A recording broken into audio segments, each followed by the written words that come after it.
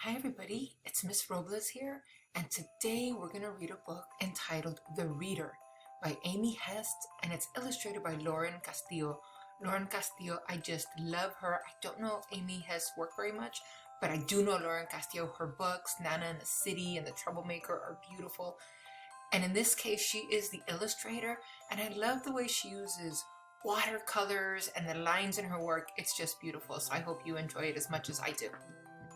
The Reader by Amy Hest, illustrated by Lauren Castillo.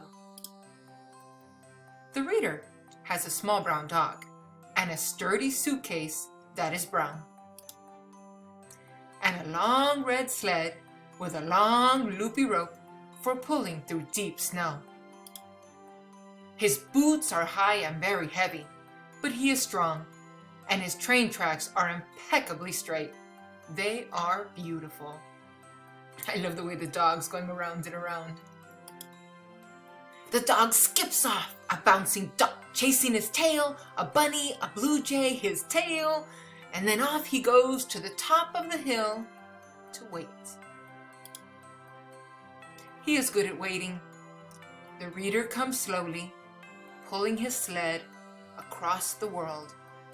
It is hard work, but he is good at working hard.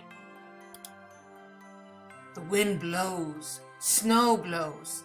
The hill is very, very tall. The top is far, far away.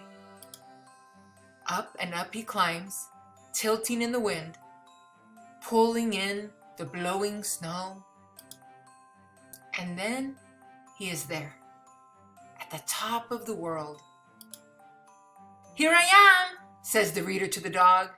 "They make angels, snowballs, more angels, and a snow dog for the dog. Can't leave the dog out." It is shivery cold at the top of the world, but there are warm drinks and crunchy toast for two. Snow falls, and the only sound in the world is sip, crunch, crunch, sip, crunch, crunch. When there is nothing left to crunch or sip, they curl up close. "And now," says the Reader to the dog, "it is time." Slowly he opens the suitcase. Click, click.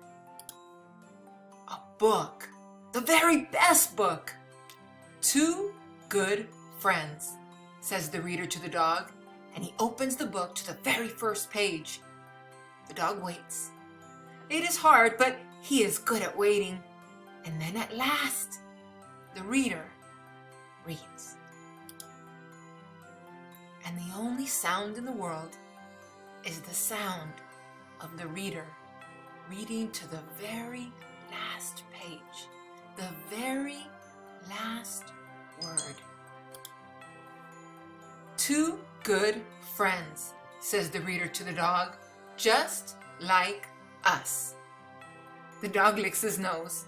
They pack up the suitcase. Then the Reader wraps the dog in his two strong arms, and off they go. Fast and faster still, to the bottom of the hill, across the world. And then they are there, home together. A boy, a dog, and a snowy day. I think this is such a great book to sit down when it's chilly outside and have some hot chocolate and just sit and listen to this story. It's just beautiful.